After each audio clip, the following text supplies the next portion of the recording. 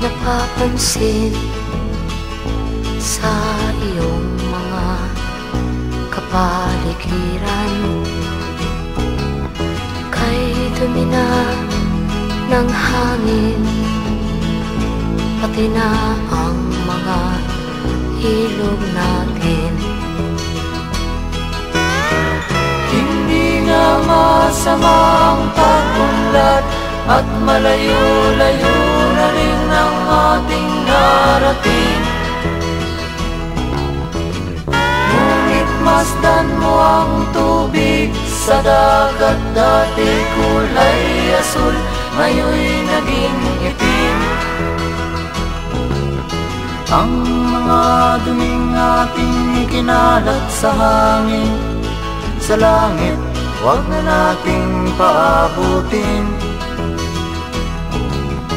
Upang kung tayo'y pumanaw man sa sariwang hangin, sa langit natin matitikman.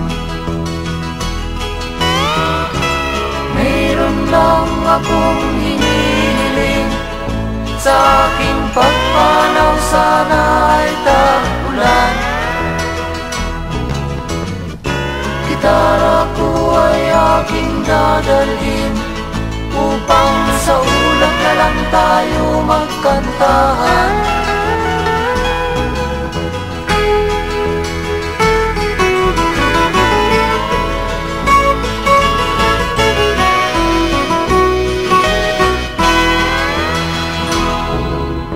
Ang mga batang ngayon lang isinilang, may hangin pa kayang matitikman. May mga puno pa kaya silang aakyatin, may mga ilog pa kayang lalamuyan.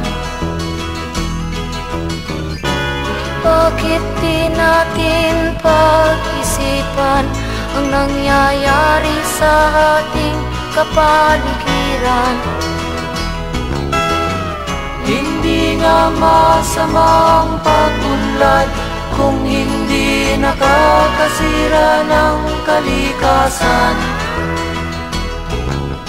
Darating ang panahon, mga ibong dala ay wala nang madadapuan. Masdan mo ang mga punong dati ay kay tatag, ngayon'y namamatay dahil sa ating kalokohan. Lahat ng bagay na narito sa lupa, biyayang galing sa Diyos kahit nung ika'y wala pa.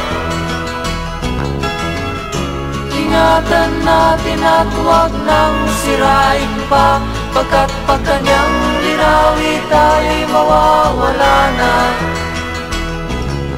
Mayroon lang akong hinihiling, sa aking pagpanaw sana ay tag-ulan. Gitara ko ay aking dadalhin, upang sa ulap na lang tayo magkanta.